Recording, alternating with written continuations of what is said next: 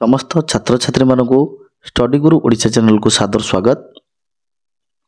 आज GK part रे आम आलोचना करवा प्रसंग होउछि साहित्य संबंध रे। पुणी थे कही रखुछि प्रसंगटी होउछि साहित्य संबंधी केतोटी प्रश्न। निम्नलिखित विख्यात पुस्तक गुड़िकर रचयिता किए? निम्नलिखित विख्यात पुस्तकर रचयिता किए?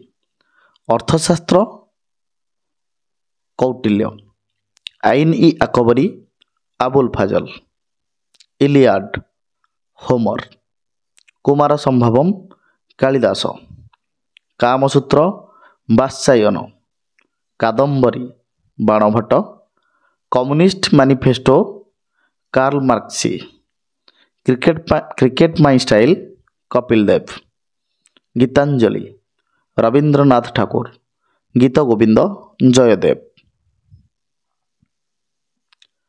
दश कुमार चरितम दंडी, Panchatantra Vishnu Sharma, Bhagavad Gita Vyasadev, Mahabharata Maharshi Vyasadev, Mein Kampf Adolf Hitler, Yajnaseni Pratibha Ray, Shakuntala Kalidasa, Shahnameh Ferdowsi, story of my life Morarji Desai, Ramcharitmanas Tulsidas, Sursagar Surdas, Vande Mataram Anandamath Bankim Chandra, discovery of India Jawaharlal Nehru, Devdas Sarat Chandra.